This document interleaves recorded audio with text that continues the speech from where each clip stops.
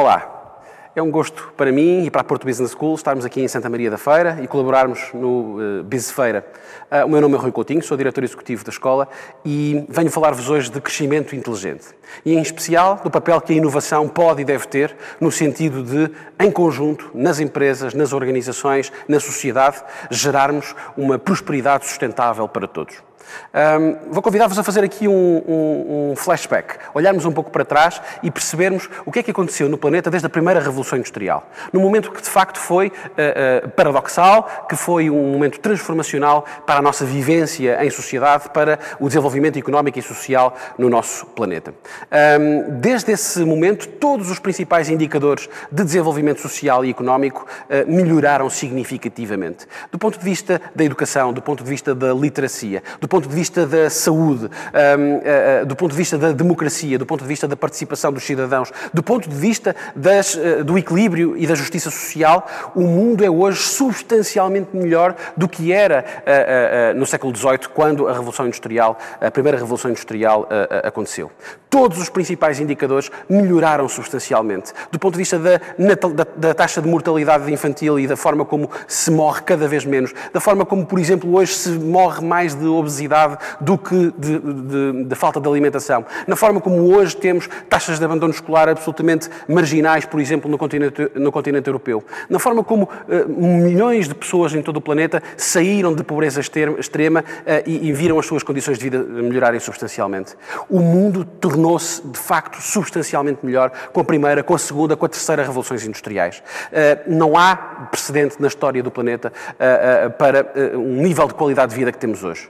No entanto, houve de facto um indicador em que não melhoramos. E esse indicador foi o indicador ambiental. Se em todos os outros indicadores, do ponto de vista económico, do ponto de vista social, do ponto de vista educacional, o planeta é hoje infinitamente um lugar melhor, do ponto de vista ambiental, hoje sabemos que o modelo de crescimento que nos trouxe até aqui foi um modelo que exauriu o planeta, que foi suportado em recursos e em capital natural, que hoje está a ficar exausto. E percebemos que este modelo de crescimento, que gerou tanta prosperidade, gerou esta desigualdade do ponto de vista ambiental. E essa desigualdade do ponto de vista ambiental está a causar novas desigualdades sociais, está a causar novas desigualdades económicas no planeta. O modelo de crescimento que nos trouxe até aqui não é suficiente, não é um modelo sustentável para nos levar para o futuro, agora nesta quarta Revolução Industrial. E, portanto, é disso que vos quero falar, é deste problema, é deste paradoxo que vivemos, em que vivemos neste momento. Em que, na verdade,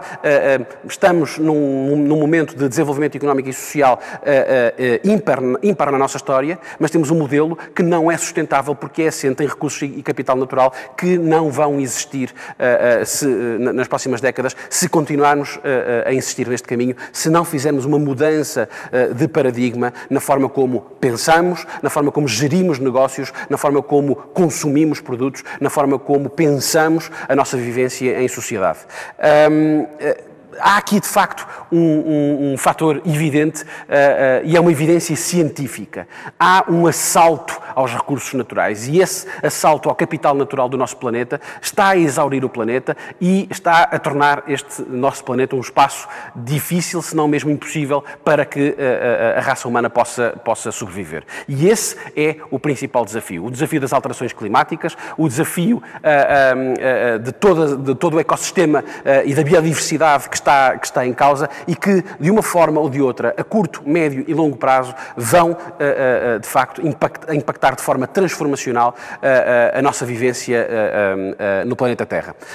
Os cientistas estão de acordo. Esta é uma evidência científica e sobre isto não vou perder muito mais tempo. Não há dúvidas, não há fatores que possam suscitar aqui grandes debates e grandes discussões. Se persistirmos neste modelo, vamos exaurir completamente o capital natural do nosso planeta.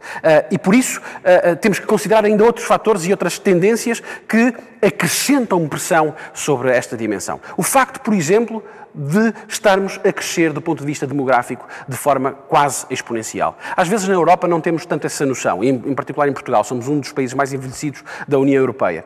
Temos uma taxa de envelhecimento no continente europeu substancial. Estamos a perder população todos os anos. Mas a verdade é que esse é um movimento que é antagónico àquilo que é o movimento geral, porque se pensarmos noutras geografias, no subcontinente indiano, na Ásia, nós percebemos que há um crescimento, e em África em particular, que há um crescimento exponencial da população. As Nações Unidas estimam que possamos chegar aos 9,7 bilhões de pessoas no nosso planeta em 2050, em menos de 30 anos. É disto que estamos a falar. O crescimento entre 2015 e 2030 vai ser de mais de 1 bilhão de pessoas.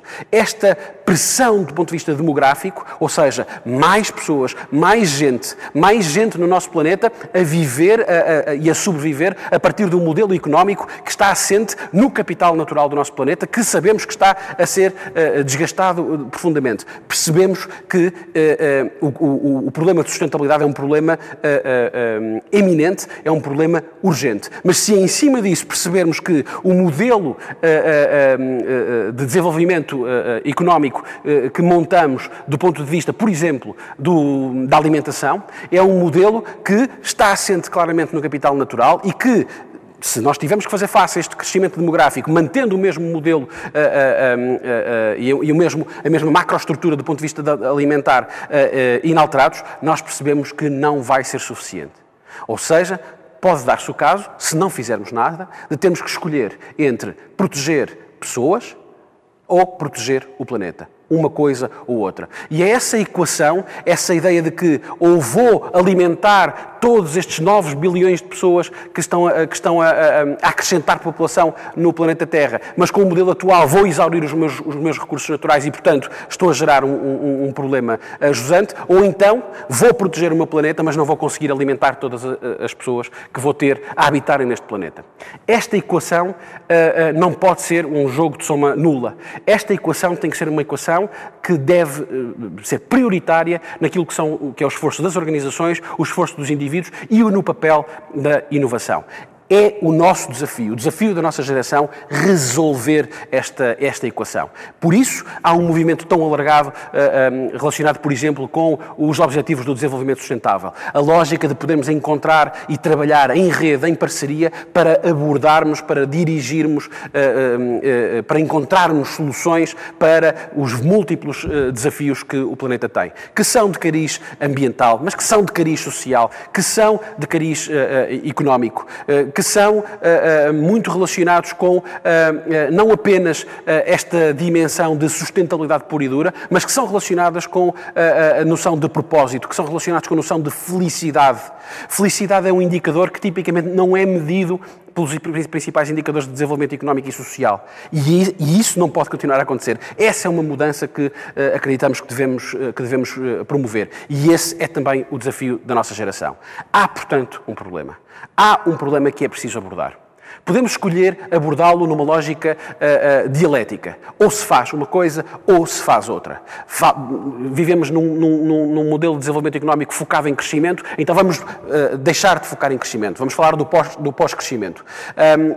A minha abordagem é um pouco diferente. É perceber como é que nós podemos usar a inovação para resolver esta equação. Para conseguirmos encontrar um novo modelo de crescimento mais inteligente que permita, de facto, alimentar toda a população crescente no nosso planeta sem exaurirmos o planeta. E, mais ainda, conseguindo regenerar o mal que já fizemos ao nosso capital natural nas últimas décadas. Este é o desafio da nossa geração. E é aí que a inovação deve focar as suas atenções. Encontrar soluções, priorizar essas soluções.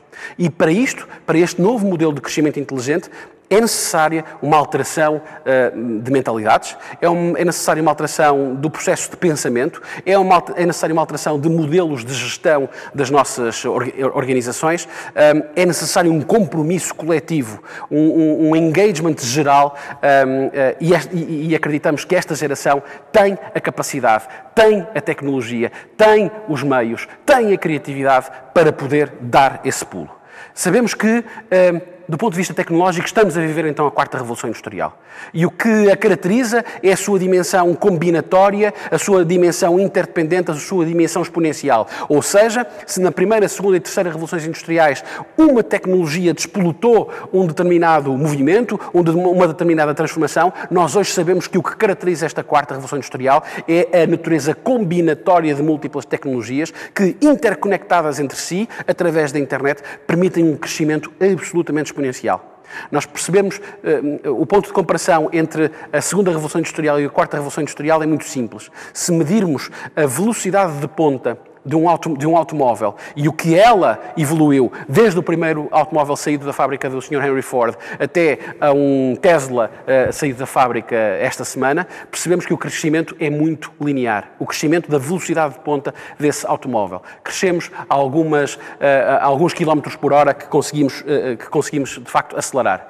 Do ponto de vista tecnológico, os múltiplos são exponenciais.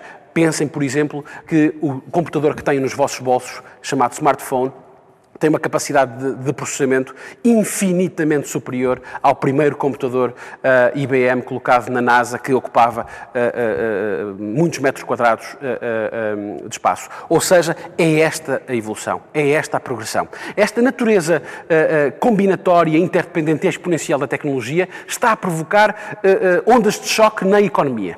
Nós, ao analisarmos o indicador do S&P 500, ou seja, as 500 empresas mais valiosas do mundo a todo momento, percebemos que o que caracteriza esse indicador nos últimos anos é a volatilidade, a incerteza extrema. Essa volatilidade, ou seja, o valor destas empresas tem oscilado profundamente, a longevidade que estas empresas têm dentro do indicador, ou seja, o tempo que se conseguem aguentar enquanto uma das 500 empresas mais valiosas do mundo está a reduzir-se substancialmente, e percebemos que isso acontece porque, em primeiro lugar, o advento das plataformas e das tecnologias digitais, seguramente, mas mais importante do que isso, o que de facto está a gerar valor, o que está a mudar a percepção de valor, o que está a gerar alterações substanciais na forma como a economia se desenvolve, são os modelos de negócio que são alavancados por essas plataformas digitais. Se pensarmos, por exemplo, que nas 10 empresas mais valiosas do mundo hoje, todas elas são relacionadas com tecnologia digital, dados e informação, enquanto que há 15 anos apenas, a grande maioria dessas empresas, das 10 mais valiosas do mundo, estavam no setor energético, no setor do petróleo, do carvão, etc. Há essa mudança substancial. E mais importante do que isso, as 10 empresas mais valiosas do mundo são empresas que nasceram nos últimos 25 anos, à exceção da Microsoft e da Apple. E essa é, de facto, uma alteração substancial do ponto de vista do modelo económico, do ponto de vista da capacidade que hoje a economia tem de alavancar plataformas digitais para transformar modelos de negócio. O exemplo que eu costumo dar aqui é o exemplo da economia da partilha, do Airbnb ou do Uber. O Uber em particular. Do ponto de vista das tecnologias que o Uber usa, são tecnologias de facto avançadas, que têm mecanismos de inteligência artificial e de machine learning, mas sejamos claros, não há ali, aquilo não é física quântica. Aquilo é, apesar de tudo, relativamente simples. O que é verdadeiramente transformacional no Uber ou no Airbnb é o modelo de negócio. No Uber continua a ser um carro que nos leva de A para B. No Airbnb continua a ser uma cama num espaço tridimensional construído onde nós podemos pernoitar, onde nós podemos descansar, onde nós podemos dormir. Não mudou o produto, não mudou a proposta de valor, mudou o modelo de negócio. E é aí que nós percebemos que está a acontecer a transformação. E a nossa proposta aqui é percebermos como podemos pôr ao serviço de um crescimento inteligente estes novos modelos de negócio, estas novas plataformas e estas novas tecnologias digitais. Esse é o caminho que podemos fazer. E sabemos que temos que o fazer rapidamente. Jack Welch já dizia que se o ritmo de mudança no exterior é mais acelerado do que o nosso próprio ritmo de mudança, o nosso fim pode estar perto. Ou seja, nós temos que acelerar esta mudança. É imperativa esta aceleração, também do ponto de vista dos modelos de desenvolvimento e de crescimento económico, o tal crescimento inteligente que aqui abordamos. E este é um desafio importante, em particular para as empresas. Eu sou da Porto Business School, não posso deixar de falar das empresas. As empresas estão hoje confrontadas com uma pressão, um paradoxo absolutamente único. A ideia de que tem que, a todo o tempo, claramente, explorar aquilo que é a sua viabilidade económica atual, aquilo que paga salários, que distribui dividendos, mas, simultaneamente, face à velocidade da transformação, face à velocidade da mudança, tem que, a todo o tempo, descobrir qual é que é a sua viabilidade futura.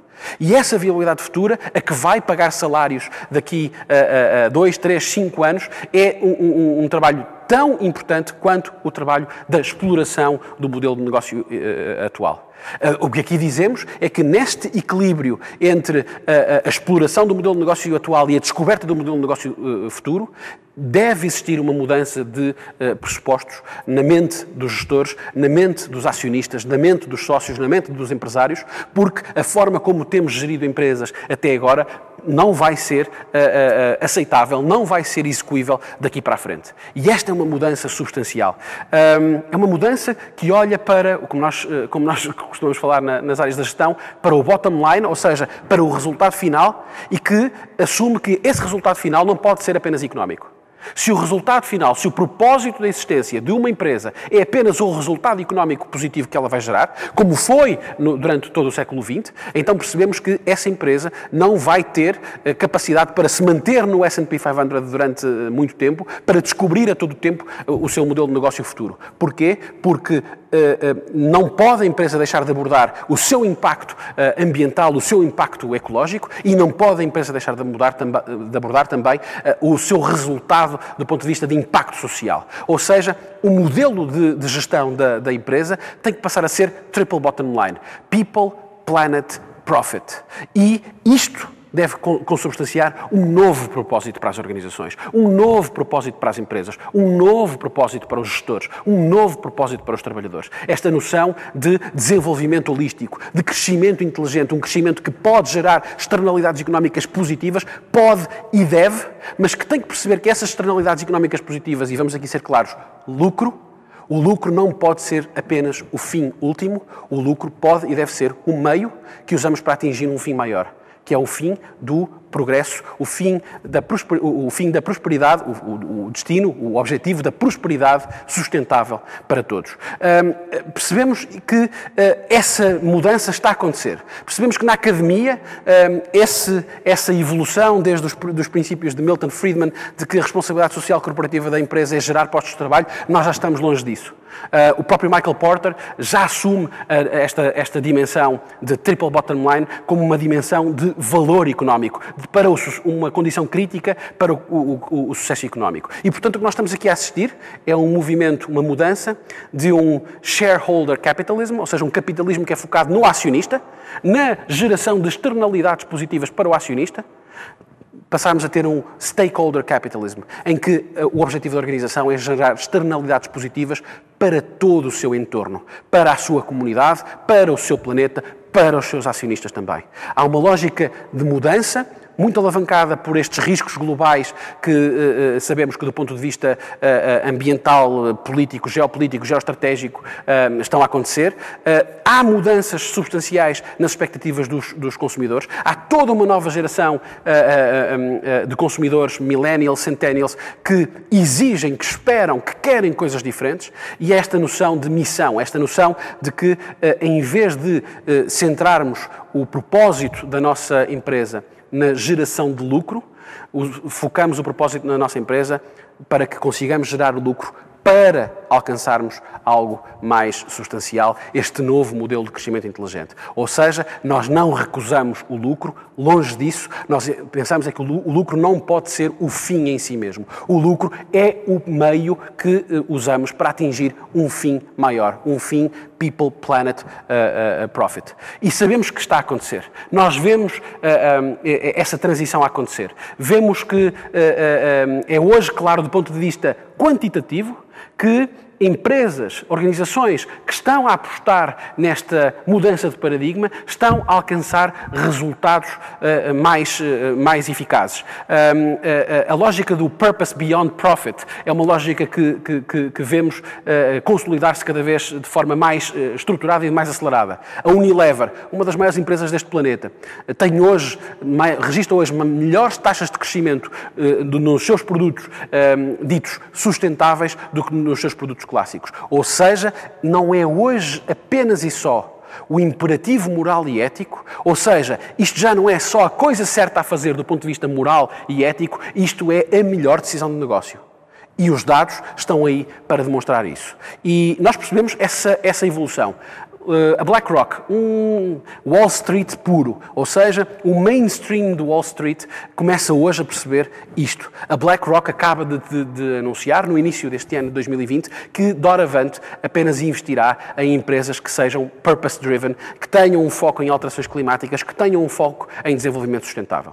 E isto é absolutamente transformacional. Ou seja, uma das mais importantes firmas de investimento e de investimento de risco neste planeta anuncia que doravante, na sua análise de risco, na sua análise de portfólio, terá sempre em linha de conta o tal triple bottom line: people, planet, profit. Vemos isso, esse movimento a acontecer de forma muito estruturada.